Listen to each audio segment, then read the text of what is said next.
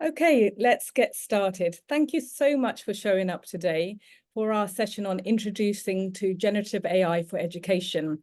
I'm Nina, and I'm from Cyberlite, and you'll also see on the screen Maddie from Microsoft and Michelle here as well, who's from Cyberlite.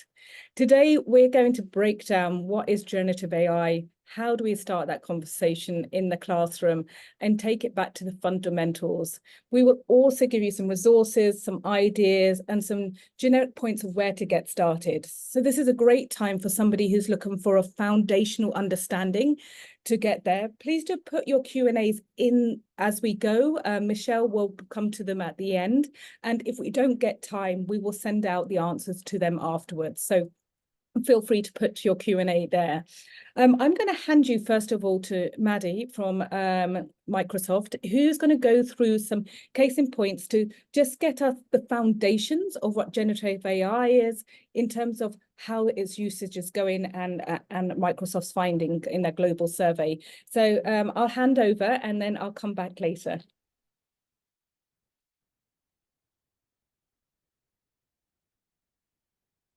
Maddie, you're just on mute there. Sorry, I apologize. I'm not very familiar with Zoom, but I thank you so much, Nina, and thank you everyone for joining us this evening or this afternoon as it is in Singapore. As Nina said, my name is Maddie and I am the digital safety lead for Microsoft. I cover the Asia Pacific region, working on our public policy when it comes to digital safety, and that now obviously extends to the topic of generative AI. So today I'm going to take you through just a few high-level statistics based on a recent piece of research that Microsoft conducted. And this is our global online safety survey, which is an annual survey that we conduct every year. And the results from this year represent 17 countries, and Singapore is one of those countries. So it really does provide a global perspective on online safety trends. And the trends that I'm going to share with you today are very much focused on generative AI, because I think before we get into the background to this resource that Cyberlite and Microsoft have created, it's really important to understand why generative AI is important and some of the trends that we are seeing. So the first trend that we have noticed when we asked a whole range of people about their adoption of generative AI tools, we noticed that people ages 18 to 24 have the greatest uptake of generative AI tools. And what we asked is, have you used a generative AI tool such as ChatGPT or Copilot or maybe Google Bard in the last 3 months? And what we found is that actually the majority of people that we asked this question to, so that was teenagers from age 13 and then all the way through to adults up to 65 years old. Have you used a generative AI tool in the past 3 months? And actually the majority said no, they hadn't. And I think that's really interesting because we have been sort of inundated by news and media about tools like ChatGPT, but it's interesting to see how many people are actually what we would consider users of these tools. So when we asked this question, have you used a tool like ChatGPT in the past 3 months? 61% of our respondents said no, they haven't. 18% of our respondents said they had played around with a tool in the past 3 months. So we would classify them as experimenters of generative AI. And then 20% of respondents said that they had frequently used a tool in the past 3 months. So when we break down these statistics even more, it's by far the 18 to 24-year-olds that are using these generative AI tools the most. So people that have perhaps just finished their school education and are now embarking on that next phase of life, whether that's tertiary education or whether it's those first stages of their career. We've also seen, though, that 20% of teenagers aged 13 to 17 also responded that they were active users of generative AI tools. And that's why we think it's so important that our wonderful teachers also start to understand what generative AI is and some of the really key points about generative AI in terms of how we can use these tools safely and responsibly. The numbers of Gen X and boomers using these tools actively is much lower. And that's not a surprise. We have a generation of digital natives that have obviously grabbed these tools with a bit more gusto. And some of our older audience or respondents were not quite picking it up as quickly. I don't think that's particularly surprising. But what it does show is there really is a need for us to try and bring some alignment to what our younger users are doing and understanding about generative AI, and then also what our teachers and people's mentors of the younger generation might be understanding as well. And that's really what one of our goals with the resource that we're going to share with you today is. The second thing that I wanted to highlight, and this is a reflection of the countries that we surveyed. So I mentioned 17 countries had been surveyed. What we found was that generative AI adoption was the second highest in Singapore of the 17 countries that we surveyed. And it's very exciting, but it also demonstrates that there is really an opportunity for us to emphasize the importance of safe and responsible AI. So again, that's what we're here to talk about today. Almost 40% of Singaporeans responded that they were frequent users of generative AI, so that they had used a generative AI tool multiple times in the past 3 months.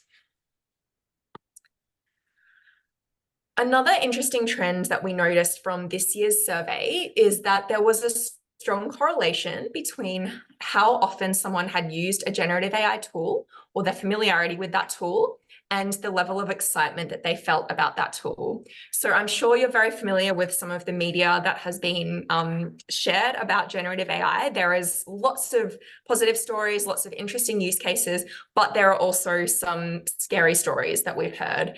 And I think it's very understandable that when a new technology that can write essays or create recipes or be a chatbot is developed, it's natural that we're going to have some trepidation and anxiety about that tool. But what we see is that people who have played around with these tools tend to start to get excited about their potential. So that is partly because the tool is demystified and it's no longer just this black box of not understanding what it is. But it's also when we start to use it, we see, wow, this can be applied to so many facets of our life. And that is really exciting. So again, this highlights that the more we get people using these tools, the more excitement that generates. And that's what we really want to highlight with the resource today, that yes, excitement is good, but excitement and doing things safely and responsibly is even better. Another trend that I think is interesting and probably unsurprising is that Gen Z are the most excited about generative AI tools. And again, I think this goes back to the fact that we have a generation of digital natives as part of Gen Z. This question was asked amongst 18-year-olds only. But this generation is by far the most excited about a whole range of uses of generative AI tools. So 45% of Gen Z are really excited about using AI for translation. Almost 40% are excited about using AI to be more efficient at work and to answer questions and to have help with homework. It's interesting to see that there is a little bit less excitement as we go into the older generations, and it's actually almost a down step per generation. So again, that makes sense when we have a generation that is less of a digital native.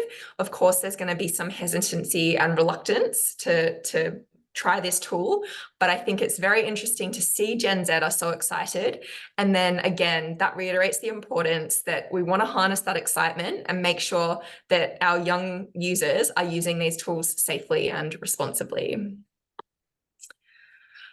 We also have drilled down into the data a little bit for Singapore, and what we found is that Singaporean respondents are most excited about using generative AI tools for translation and for being more efficient at work and school. And so this very much aligns with the trends that we saw on the global level. But I think it's interesting to see this reflected here, that almost half of Singaporeans are excited about using it for translation, and then around 40% for that support with help, that support with homework or work, and then a little bit of excitement about answering questions and access to information. And then just as we get to the end of the research, what we also asked, or what we also can see here, is that there is a real difference between the types of things that people are excited about. If we broadly categorize into two buckets of practical applications of generative AI, and we look at things like translation or help with finding information, help with being more efficient at school or with projects and in work.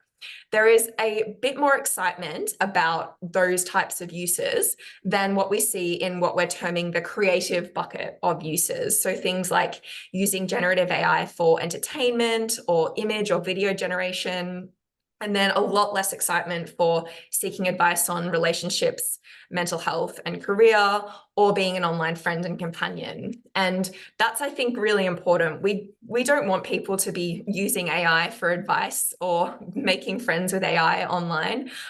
We want it to be really used for that more productivity side of things. And actually, the resource that we have developed in partnership with Cyberlite does actually get to some of those issues. So we're really excited to share that with you as well. And I think it's really important to highlight that, yes, there's excitement about AI, but 87% of our global respondents also are very or somewhat worried about at least one generative AI risk scenario. So that means that, excitement is great. Let's harness that, but let's also really acknowledge the fact that there is concern. And I'm sure many of you on this call also have your own concerns about generative AI. Being educators, I'm sure there are things going through your mind about how students will use this for homework or for other ways of learning. And I think it's important to acknowledge that there are all sorts of risks and concerns that people do have. When we look at the data, we see that people are most worried about things like scams being generated with AI, also the issue of deepfakes and sexual or online abuse. Then we also see quite high anxiety about AI hallucinations and data privacy as well. And again, these are some of the issues that our resource really does grapple with and seek to educate younger users about from the outset. So yes, let's build some excitement, but before anyone gets too familiar with generative AI, let's really build in some concepts about how to use these tools safely and responsibly.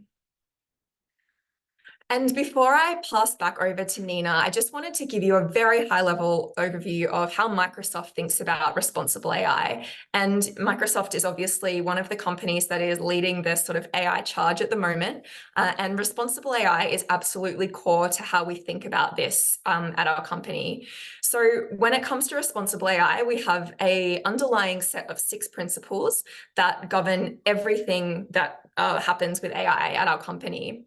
And those principles are fairness, privacy and security being at the forefront, transparency about how models are created and how they are then deployed, reliability and product safety is really important, inclusiveness and trying to prevent bias, and also accountability as a company for our models. Now, all of this is, very nice wording, but what actually matters is when the rubber hits the road and these are incorporated into very strict standards, strong implementation guidance, and that includes a whole range of tools that our products need to use to make sure that their models are ticking a whole range of boxes. That includes looking at different processes, looking at ways that the models are trained and the data sets that they are fed, and also the tools that go into that. And then there's also a huge amount of oversight, which is probably not surprising, but a lot of monitoring and reporting on how models are performing, constant auditing to see how they're developing, and of course, incorporating user feedback to make sure that they are maintaining safety and behaving reliably.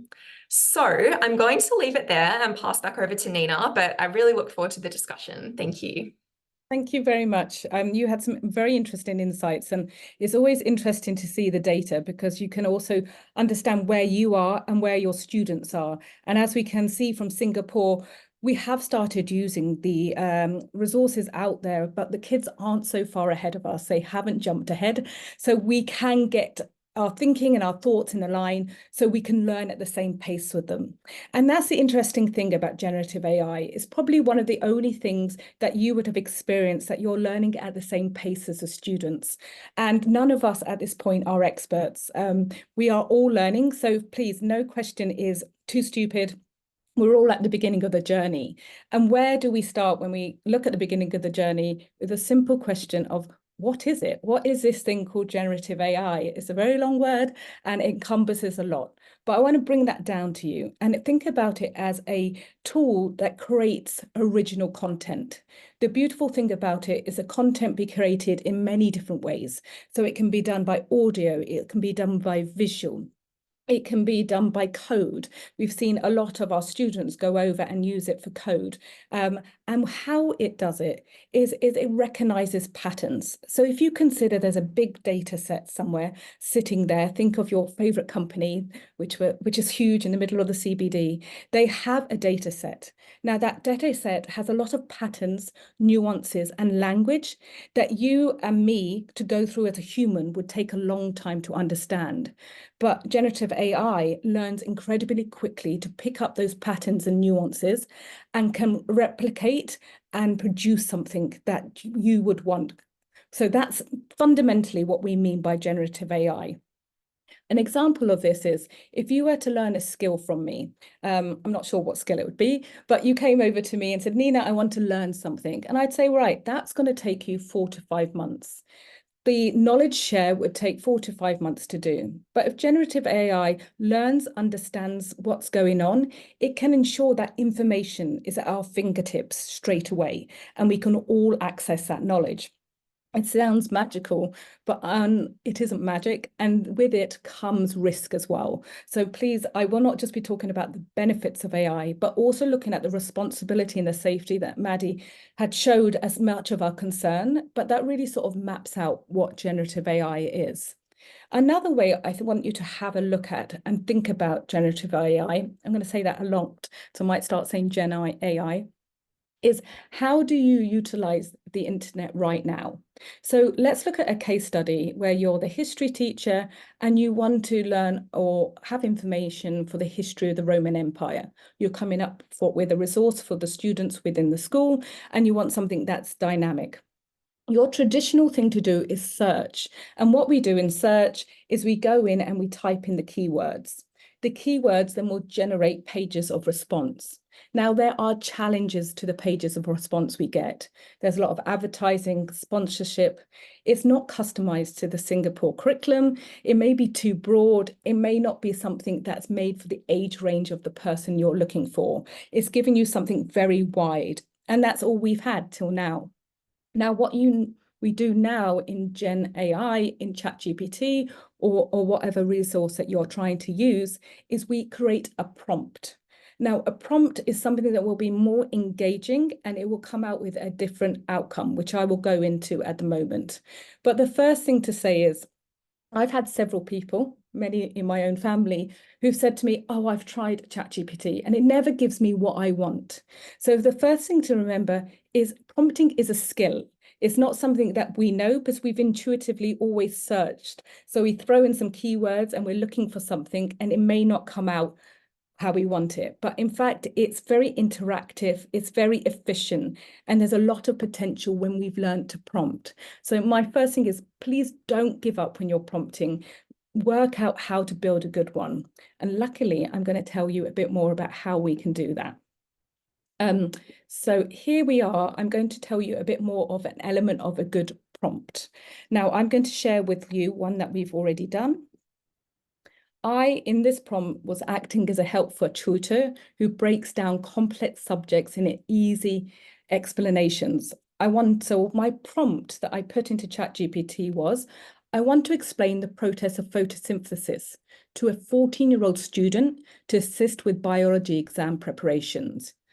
Your answer should be 300 words written in a tone that's friendly and educational.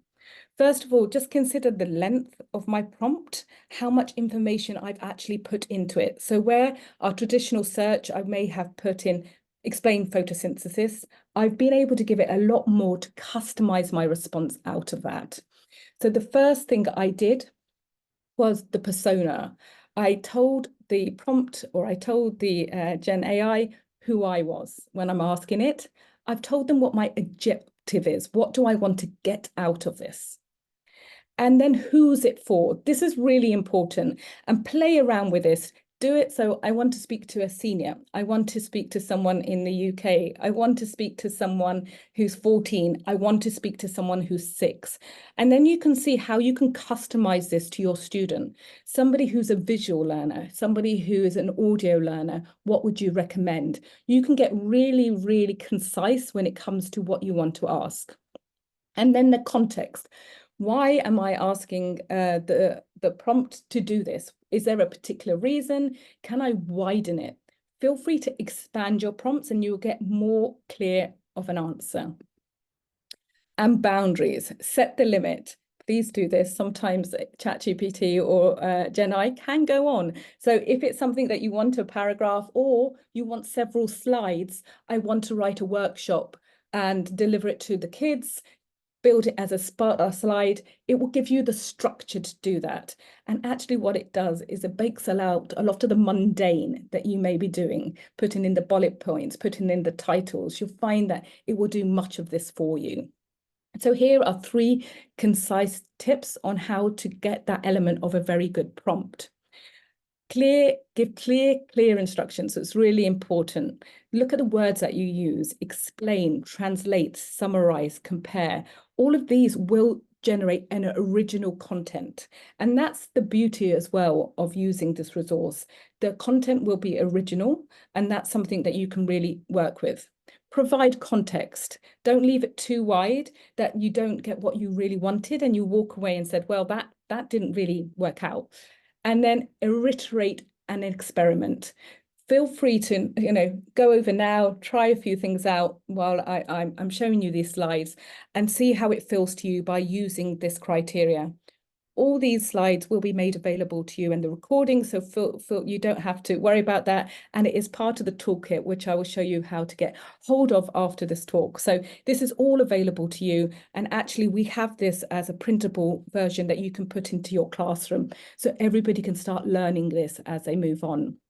So within the Microsoft Toolkit, and I'm really going to expand on that a bit later about what it is and why we've built it for you, there is a character. And one of the things we do well at Cyberlite is storytelling.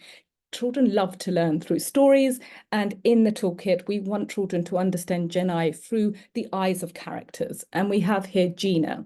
Now, Gina is an activist. She is a journalist, and she wants to write an investigation. And she's looking at plastic pollution of the sea turtle population. And she goes to ChatGPT, a Gen AI product, and says, write an outline for a newspaper article that highlights the consequences of plastic pollution on the sea turtle population. So this is the prompt that Gina has put in. And what she gets from that is something like this. Now, an AI output will be original, as I said. So if you go over and try it yourself, it may be slightly different. But what it has done here is given her the introduction on how she can start the article. It's provided the sort of nod to go off and look for compelling evidence. In fact, it's given her some compelling evidence to look at, and then it's presented a conclusion. So this is how students can use it effectively to help and guide them and tutor them into the steps they should take to get to an end report with the structure in it. Now, let's go back to point 2, and this is something that we should really look at when we're talking about Gen AI. There are 3 points. Now, how Gen AI is actually structured and how it looks is it is very assertive in its opinion. It looks correct. It looks right. And we already know, and I know from my own son, he thinks anything he watches on YouTube looks right. And so I'm still trying to get him to understand that, no, that hasn't really happened. So this looks very, very correct. However, there is something that Gen AI tends to do, and that's fabrication. Now, I want to explain that in a bit more detail and what we mean by fabrication. Fabrication happens because of the way that the model works. The model Gen AI wants to come out with the right answer. It's been trained to look at that pattern, to look at that data set and come out with a answer. And so unfortunately, where we are right now, we have to remember this is not a human, it's not doing a double check. Its best intentions are to give you something, and that's what it's working towards. And what will happen in a lot of instances, it will give you something that's not true. It's like somebody who's very stubborn and doesn't want to tell you they don't know it. They will fill in the blanks. It's important we teach as we bring this into the classroom that every point that is presented as a fact is verified and checked, much as we do already when the children come in and say, I Googled it, or I looked on YouTube. We have to have that aha moment of, but does that make it true because you found it on that source? What's the motivation behind it? And now we have to say, do you think it got fabricated? Can you go and check and look if that is a problem? When bringing this into the classroom, we must do so with the encouragement of a critical thought. That's one tool that we need to equip our children with as they use ChatGPT and the other resources that they're going to come across. And I'll go through some of those in a moment. I wanted to give you a case study where we saw this actually occur. There are many, as Maddie said, we read things all the time and we're like, oh my gosh, how did that happen? So there was a case, it's a CNA article, where the lawyers had actually gone to a judge, presented a case on the behalf of their client and cited all these cases. It looked great. They had really fallen for the best intentions of their Gen AI product, but they had not checked at all to see if these were correct. Now, in their arrogance, when they were asked, is this generated by AI, they said no. And so they immediately got a $5,000 fine, not admitting they'd done that. So we have to be really, really aware that everything that comes out of a product, much like the internet itself, needs to be thought of, and we need to critically think through the approach that we use. I'm going to just present to you, before we go into how we can use this more effectively in the classroom, how we do so in a responsible and safe manner. So I'm just going to point out a few other issues that we highlight within the toolkit, that when you start having these conversations and using these tools in the classroom, you do so with these conversations in mind and in hand. The other issue that we really want to look at is online privacy. This conversation is exactly the same conversation you're having when you're talking about cyber safety with your children.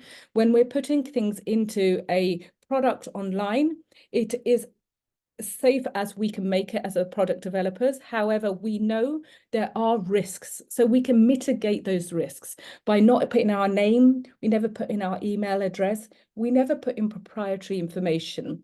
If you're going to be using this as a teacher, remember not to put in the information or the personal information of the children that you would need a parent's consent for, because you are literally putting it online to a third party, which is the developer. The thing also to remember is when you look at tools out there that are assisted by AI, to go and look at the terms and conditions and see what they will be doing with that data. Have they given it to a third party? Who else has access to that?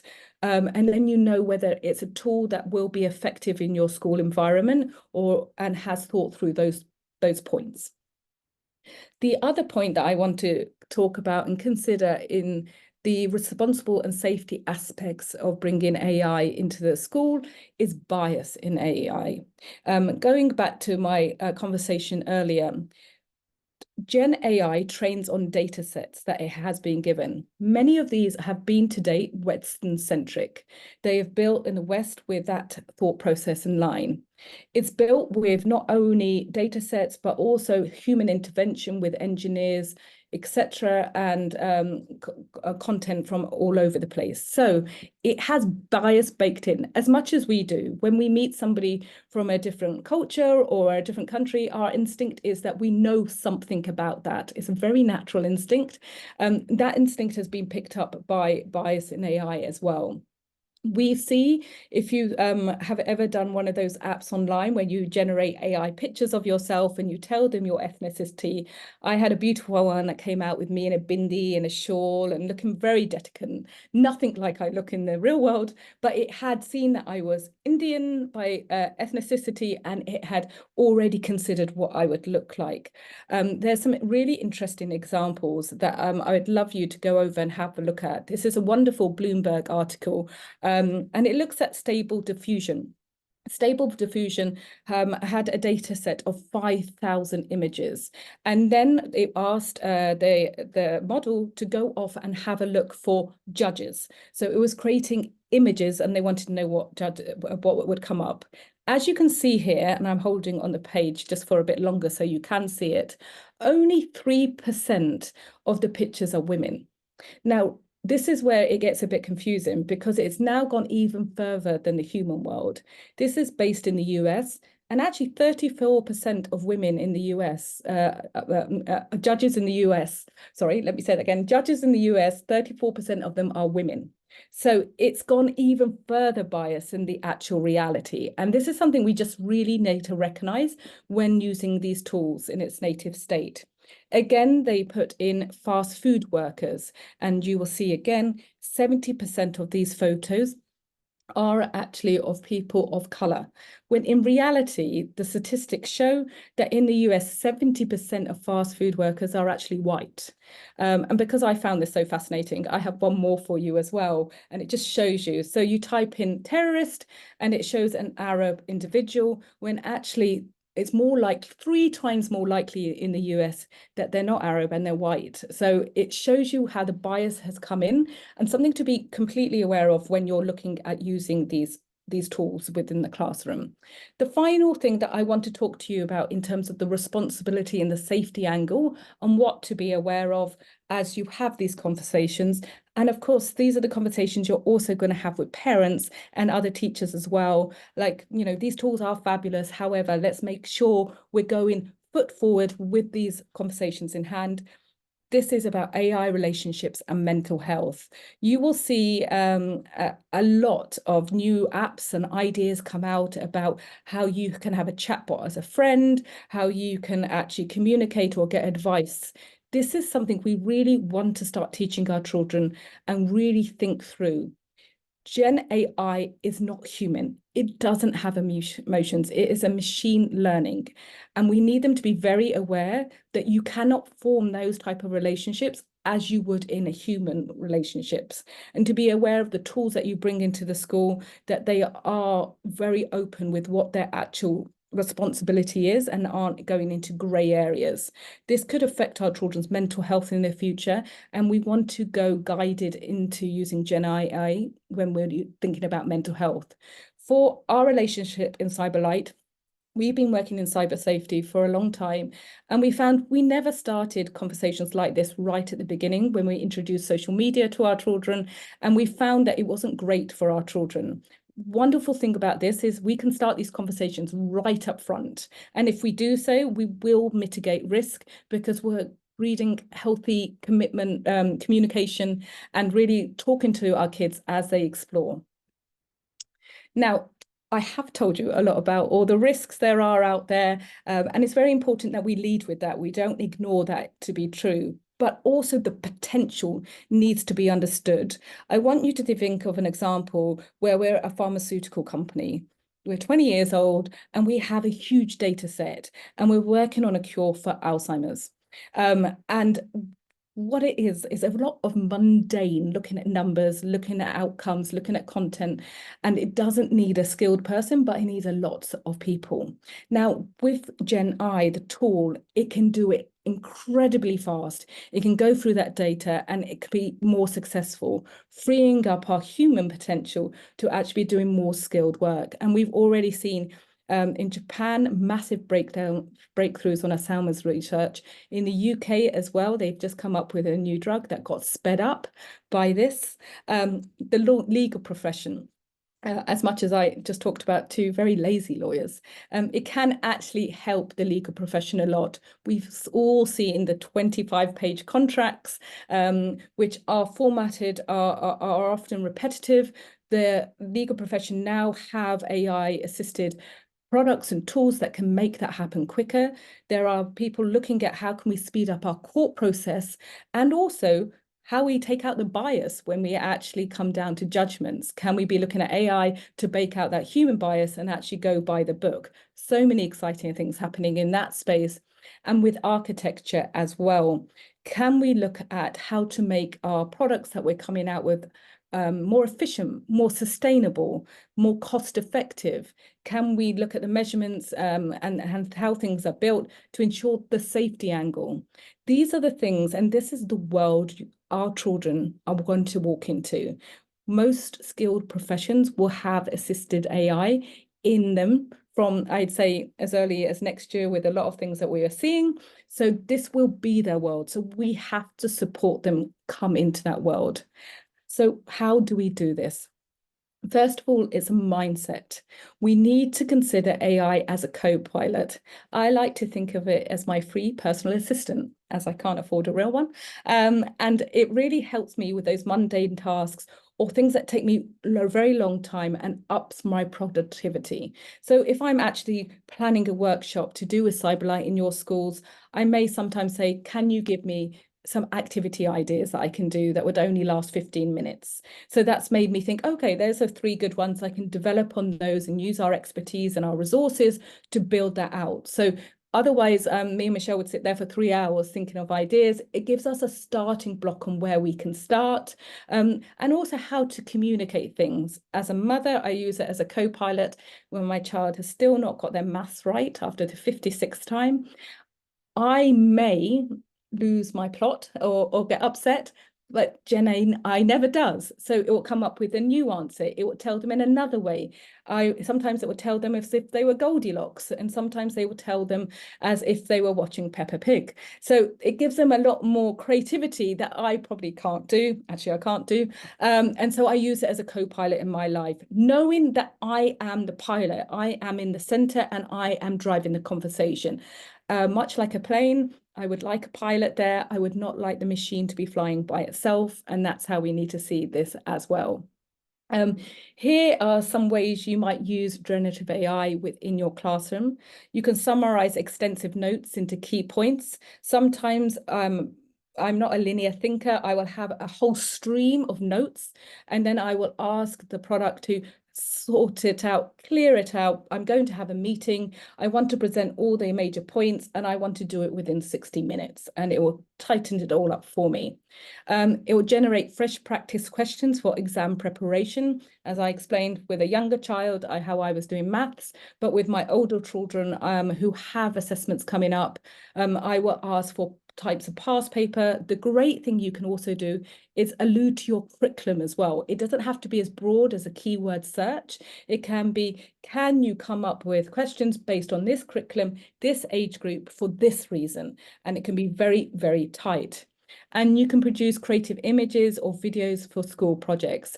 I haven't seen enough with the visual side of AI happen in the classroom yet, but some exciting things, especially when children are storytelling and they want to actually put pictures with their work. They can generate images very quickly, and they are incredibly creative what they try and get products like DALL-E to do. So it's an exciting thing to explore with them. If you feel you're not using AI already, you probably are. A lot of our favorite classroom tools already have AI assistants built into them.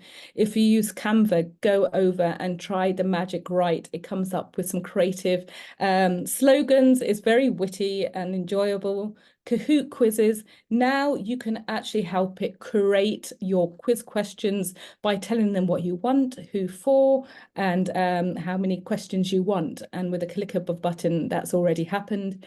Duolingo, and then also Copilot, obviously, is really supporting educators and students as well. So go play around with these, see how they actually have been utilized by the products to enhance the learning and be more skillful and be more engaging.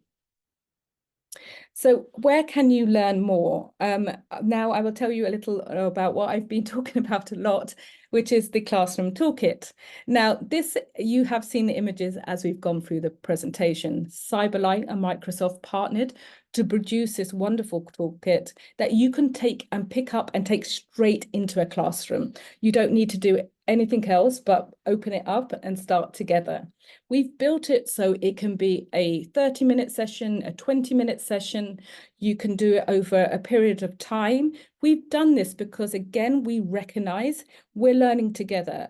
A lot of the feedback you will get from your students will actually be important to your own knowledge or thoughts on how you want to bring this to the classroom.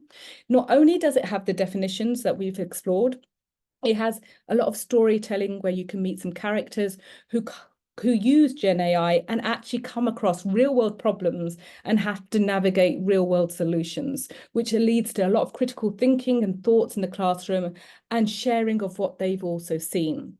There are activities to do in there, which you can explore and do together. You can set as homework, and the children can go through and do those activities so they become more aware of how to use the tools in a safe way. So they will try a new tool like prompting, and then they will come back and tell you how that went. So you are hand-holding them into the experience and giving them the knowledge as you go. So that's something that I'd love for you to explore and to go and learn more about how to utilize these.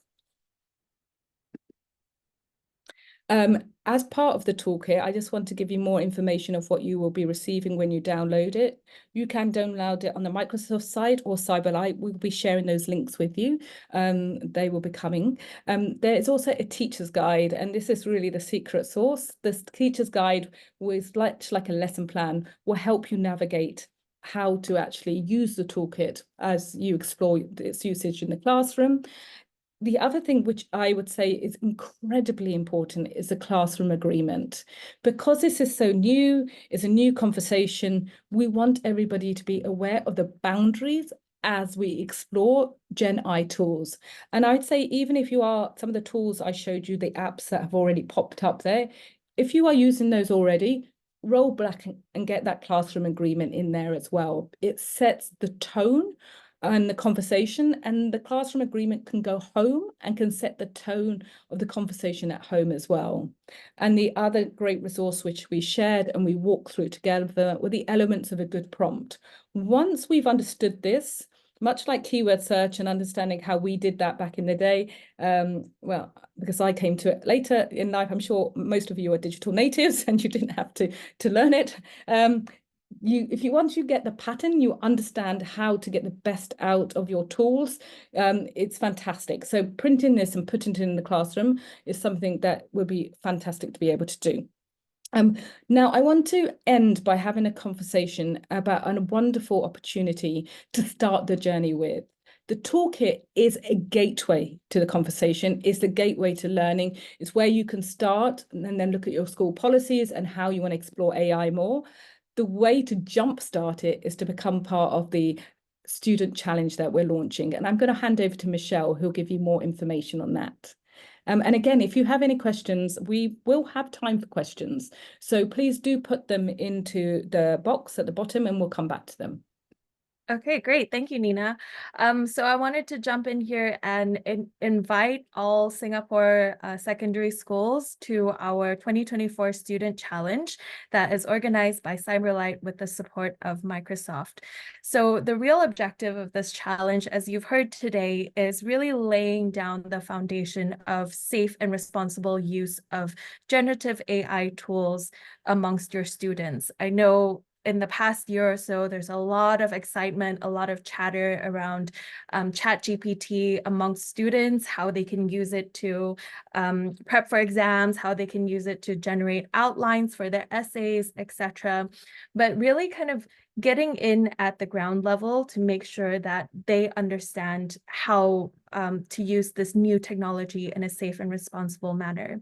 So this challenge that we've set, you can go to the website on the left of your screen here, cyberlite.org/AI challenge, or just scan the QR code. The challenge statement that we've put out for all students to submit an entry for is to create a unique character and demonstrate how this unique character uses generative AI tools safely and responsibly in their everyday life, whether it's in their hobbies, professions, or daily routines. So the toolkit that Nina was just introducing you to actually contains the stories of two main characters called Gina and Alex. So I'll give you just a quick preview of these two characters. Gina is an environmental activist, and she was writing an article, a newspaper article, to bring awareness around the sea turtle population. And how she did it was by going to ChatGPT, creating an outline for her newspaper article, and then she went to Image Creator to generate some images for her article. The other character that you'll meet in the toolkit is Alex. He is a young, budding game developer who wants to create his own online game. So he went again to an AI tool to generate code and then also get some inspiration of characters in his game. So with the power of storytelling, students will be able to learn from these characters, and then now we want to challenge them to come up with a brand new character to demonstrate how this character might use generative AI tools and how they can use it safely and responsibly. So the key date to remember here is that submissions should be received by us by the 24th of May. It should be a relatively easy date to remember because it's the last date of term 2 in the MOE school system. And what it is we're opening it up to secondary 1 to Sec 3 students. The first thing that we would really strongly encourage everyone to do after this webinar is to book a free student workshop with Cyberlite, where our expert trainers will actually come into your school and conduct a free workshop for the students and teachers to learn the classroom toolkit. So we'll go through the toolkit in detail, and then we'll brief the students on this challenge and then guide them on their submissions. So we will be there to support and handhold throughout the whole process. So please email nina@cyberlite.org if you are interested in having your schools participate in this challenge. A frequently asked question would be whether or not we need the whole school to participate. It's absolutely voluntary. We also heard that it could be a good workshop for just your peer support leaders or your cyber wellness ambassadors, where we can do a CCA session after school as well. So very flexible. So do contact us for that workshop. And step 2 and 3 really is up to the students. Now they're challenged to create their own unique characters, and then remember to demonstrate AI safety and responsibility through their submissions. More information is on the challenge page. I won't go into too much detail now because we are running low on time, but again, encourage you to go to the website. You'll find challenge information, resources to download all the different toolkits that we were talking about, submission guidelines, the judging criteria, and then a timeline. And then right at the bottom of the page, we really strongly encourage you to subscribe. Just leave your name and email address so that we can email you when there are new announcements or when there's a deadline coming up.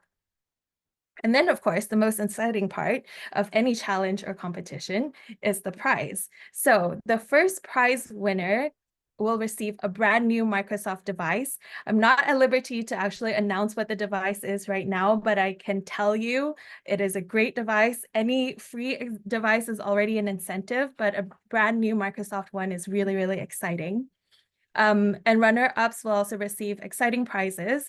What will happen is at the end of the competition period, once we have the finalists, we will invite them to a prize presentation ceremony, which will likely happen at the Microsoft office in Singapore. So it's a great, swanky office in CBD area. I always think it's a great opportunity for students to see what a real working environment is, especially for such a big tech company. So do strongly encourage all students to apply. The other thing that I think is also quite a good incentive is that your secondary school students are all teenagers who are probably thinking of higher education, maybe applying for kind of work opportunities. This is a great one to add to their resumes or their applications to say that they have taken part in a Microsoft supported event, especially around generative AI. So this is a great foundation for them to kind of dip their foot into new technology. So as we wrap up, again, just like to reiterate that today's session is an introductory session for anyone who's curious or who's open to bringing generative AI and bringing that conversation into their classrooms. But of course, there's a lot more of this conversation to be had, right? That we can share a lot of teachings and learnings around using this new technology in the classroom. So I encourage everyone to email Nina at cyberlite.org if you have any questions or if you would like to book for your free student workshop in school, and we can get that going. I forgot to say that the workshops will be running from February till May. So do reach out to us. Okay, we have a little bit of time left over.